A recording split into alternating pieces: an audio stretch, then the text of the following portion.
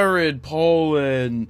FroKnowsPhoto.com. I'm searching through my iPad here trying to get the clock ready to go for the 2 minutes of calling. That's right. You'll get 2 minutes, and then I ring the bell, and then I'm off to the next person. What do you guys think of the brown shirt? Haven't had it in stock in a while. You guys want to see that come back in again? Limited time? Are we ready to go? Who's up first? Let's call them now.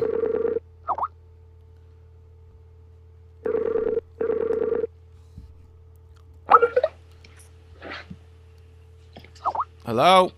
Hi. So tell everybody who you are and where you are from. I am Amanda Davies. You all know me as Mandy Patty. I'm from Ottawa, Ontario, Canada. Ottawa, Ontario, Canada, eh? Yeah. All right. You have your 2 minutes starting now. What would you like to ask? All right. The first question I'm wanting to ask you is, have you ever considered having laser eye surgery done so you could see? Well, I am not a candidate for laser eye surgery. Oh, really? Oh, really? Well, that's unfortunate. Yeah, no, I was born with and I forgot to start your clock. Wait, I started the clock. Anyway, so, yeah, I am not a candidate for it, as it's not really a misshapement of the eye. It's just an issue, a hereditary disease I was born with, so I am not capable of having my eyes corrected. Okay, makes sense. Yeah, I mean, I don't know any different, so it doesn't really matter. So I just keep, yeah, it doesn't really matter. That's all. Yeah, you're used to it. Yeah, okay. I'm used to it. My next question is, what's one lasting impression you want to leave in your photos? I just want my photos to speak for themselves. I want people to be able to look at my images and go, that's a Jared, Jared shot that. So the lasting impression is capturing moments that other people somehow don't capture that I'm able to capture. And, I've heard this a lot, that they can look at my work and go, oh, I can tell that's your style, that's your thing. So creating my own personal style is something that I want to leave with people when they're looking at my work. Okay. Next question is, can you recall the first photo you took that made you go, wow? That made you feel like this is possible. I can really do this. That just made, you know what I mean? Yeah, I know what you mean. There were some things at the Flyers games when I used to shot where there was Mark Recchi. He was he threw on the brakes, as in he was stopping at the top of the circle to make a centering pass, and he lost, he basically lost an edge, so he was spinning out, but he was horizontal on the ice, and you could see all the ice being shed and the stick all the way out with the puck on it. So that's one of those images that was like, bam, cool. That's really cool. All right, you got 10 seconds. Okay. What are your other creative outlets? I know you said you used to draw when you were young, but is there anything else? I like bowling. Bowling? I have a ball named Barney. It's purple. Time's Purple up. Okay. We gotta go. Thanks. All right, thanks, Bye. Mandy Patty. We'll see you on Sunday. Yeah. Bye. All right, bye. All right, who's up next? Let's call this person. Hello. Hello. Who's this? Tell us where you're from. Jared, my name is Ryan. I'm from Crown Point, Indiana. Crown Point, Indiana. Never been there. All right, your 2 minutes is going right now. All right, cool. I have a buddy who nice is... shirt. You just earned yourself an extra 15 seconds. Oh, okay. A few buddies are in a rock band. They're heading down to South by Southwest, and they invited me to tag along. Yeah. And I was able to shoot one of their concerts the other day with my little kit lens in a local bar. I realized my need for some better glass, that's for sure.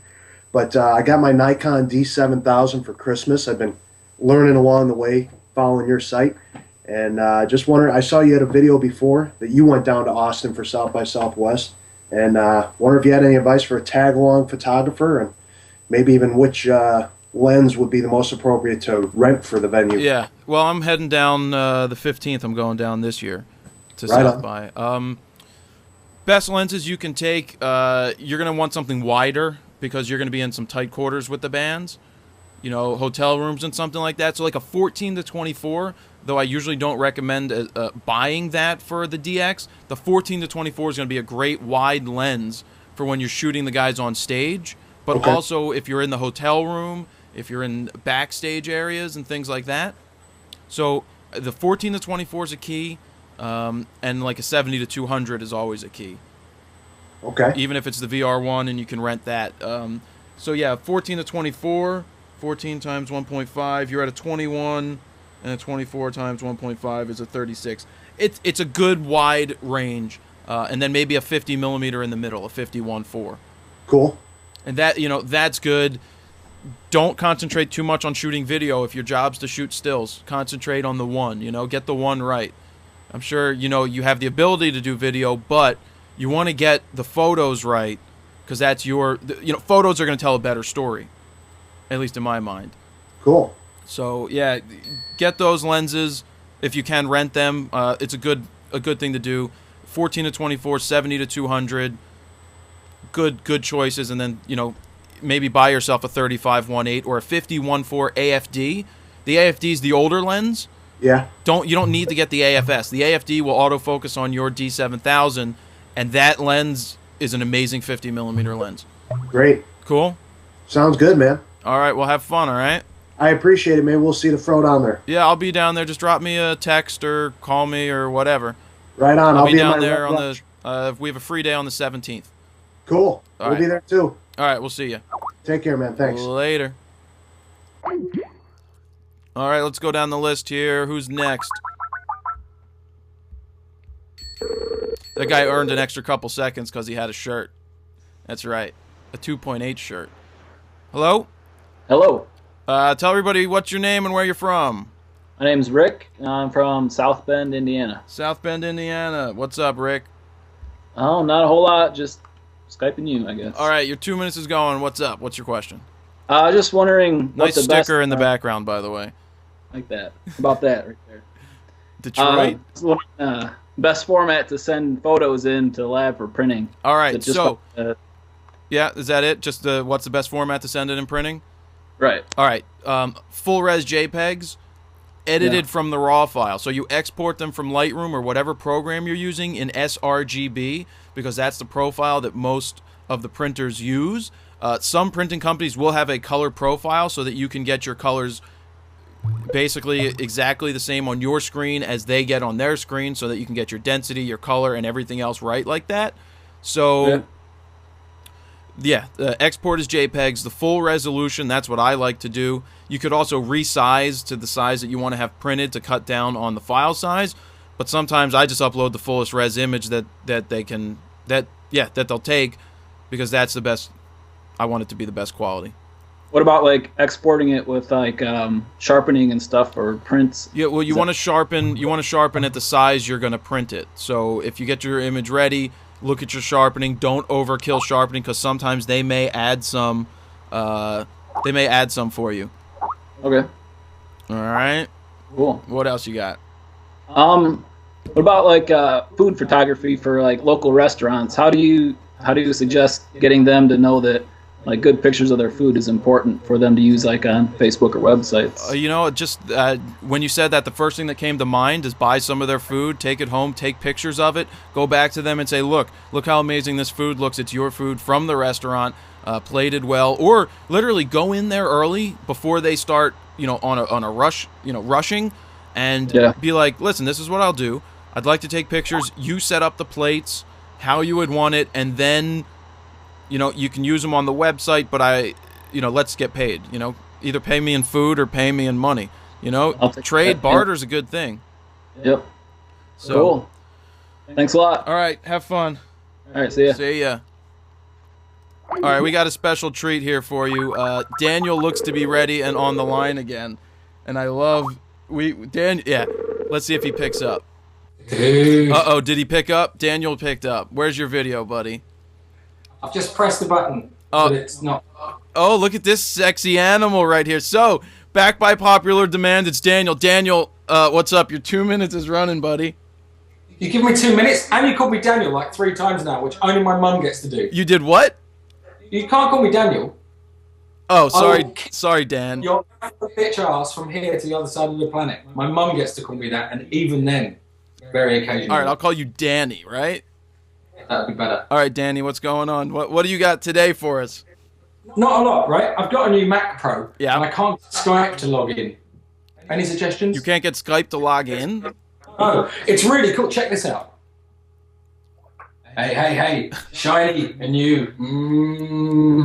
Well, you got the nice monitor.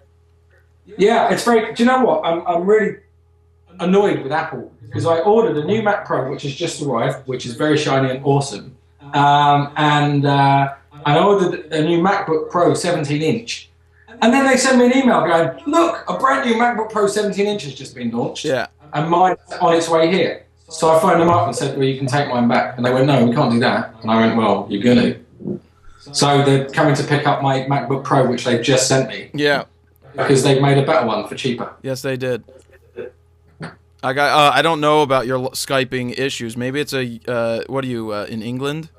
Maybe I'm Googling. Shut up. Maybe it's an English thing. Listen, the only reason you exist is because England exists. Well, first off, the only reason that we exist. Listen, the only reason you've got a constitution is because we came over here and we slapped your bitch asses all over the planet, right? And then you went, "No, the British are coming."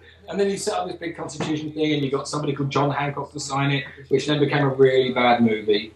And you know, nothing ever happens to us. I've seen the White House blow up. That was an Independence Day, very awesome. I've seen every time that some aliens land on the planet, it happens in America because no one's interested in the rest of the planet because we're normal. Oh, you're normal. Yes. Okay, if you say so. And you're special. Hey, I am. I try to be special as possible. But you know what? South Park was filmed around the world. South Park, yeah, whatever. No. South Park's film. You're seriously going to compare Trace and Matt Parker to the rest of the world? Yes, South Park and the rest of the world is comparable to England. You and your tea. England. So you have any other questions for us today? That's a mighty nice chair, by the way. You what? That's a nice chair your bum is sitting on. You know what I need to do? I need to get a cat. So next time you phone, I can just turn around and go, "Ah, Mr. Poland." Yes, you could do that. Or you could just use an assistant. Right? I've got a Nikon D7000. I literally just ordered it because we're just doing some high-end video here, and I really didn't want to go to the Canon system because they make photocopiers, right? But check it out. I don't know if you've had this issue because I know you've tested the D7000, but you can't do live view focusing with anybody else's lenses apart from Nikon. Is that the issue you're having? Yeah. I mean, we've got loads of, because I use Hasselblad, I don't really need to have top-end Nikon lenses for shooting. So we've got loads of Sigma lenses, and I saw your little, slight bitchiness about Sigma and Tamron, whatever lenses, on the last podcast you did about Your 2 minutes is well up. Yeah, I don't care. I'm just gonna. This is my time now. You phoned me. I can click off anytime I want. Feel free. But you said that you didn't think Sigma lenses were very good on the bottom end cameras. But I actually say that the 70-200 Sigma is a good option on that low end camera, and like a 17-50 Sigma is also a good option. I don't know about the autofocus because I really haven't played with the third-party lenses. I better go check that out this weekend. Why is it not good on a D3S then? Because I wouldn't do that. I would put the best of the best of the best with honors, sir, on the D3S. Okay, I'll tell you what. I've been taking pictures for 20 years, and nobody ever looked at my pictures and went, "You've used the Sigma lens." This person needs to stop doing this. If I hit decline, that's because I can't answer right now. They've keep Skyping in 5 times. Daniel. You're supposed to channel me. Nobody cares because you're shooting fine art stuff that usually ends up being blurry and blown out with lights and naked women. So they're blinded by the blurry light of the naked women. So what you're basically saying is it doesn't matter about the quality of my cameras because people are just looking at tits. Yes, and on that note, Daniel, we're saying goodbye. Thank you for being here. We're going to get you your own podcast. I love it. Tell them your website. See you soon, Jared. threeleggedthing.com. All right, see ya.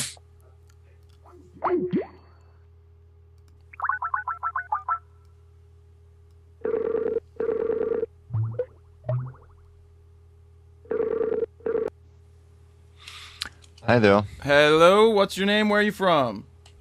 Hi, my name is Manuel. I'm from Austria. All right, what's going on? What could I help you with? You got 2 minutes. As I told you before, I was at an event and it was quite dark for the camera, and I only used a 7D, a Canon 7D, and of course it was a bit noisy. My images were a bit noisy, and the question is, should I make the image on purpose darker, which means get lower Underexposing. with the exactly. So bump the ISO not to 2500, just to 16 or maybe 800, and do the post-processing afterwards in Lightroom. Well, this is a good question. I think if you do your camera around 2500, it should be able to handle it. But I tend to cheat the system and underexpose by a half a stop or a stop sometimes, so that I can bring it back later, so that I'm not bumping the ISO any higher. But grain, are you shooting with the 2.8 lenses? Yes. All right, then. Yeah, I would cheat the system as much as possible, but just know that if you're off by like a stop and a half, or if you're off too far, you're going to introduce more grain into your images than you would have really wanted. Really? How's that? Well, because if anytime you try to correct your file too much, like anytime you go over or under in the raw file by more than a stop, you'll start to see really heavy grain show up. But I'd say if there's not a lot of color in this situation, I would switch to black and white, and then you should be good for capturing. You go to black and white, then you'll have less noise because it just will start to look like film grain. Ah, okay. I'll try that next time. Yeah. Also, up your black levels and your contrast. That will kind of block away some of the noise as well. And the dust, yeah. Well, the dust is a whole different story. Okay, the second question is, if there's enough time. Yeah, go ahead, real quick. Raw pictures. I modified them, and how do I save raw pictures in Lightroom? Well, I don't, Lightroom, right? the changes are automatically saved in that XMP file. So you should I export in DNG or JPEG, or what are you exporting for, to print? No, I want the modified raw file on my hard disk. Well, it is modified. As soon as when you change it in Lightroom, when you make changes, it creates a separate file called an XMP file. XMP. And that's storing your changes. So you can always come back to those changes, and then if you want to make prints or anything, you just export them as JPEGs to go make your prints. Okay, so I always have to store these two files in a couple. They always stay together. It's automatically there. Okay. Cool? Okay. Thanks. All right, have a good one. You too. Bye. All right, see ya. All right, so that's this week's, what are we doing? Skype calls, 2-minute rapid fire that sort of went into overtime, especially with Daniel over there in the UK yapping for too long. But we're going to do this again, try it week after week after week. So thank you all very much. And remember, look for the tweets where I ask you to start sending me in Skype messages, and then I will call you. Jared Polin, FroKnowsPhoto.com. See ya!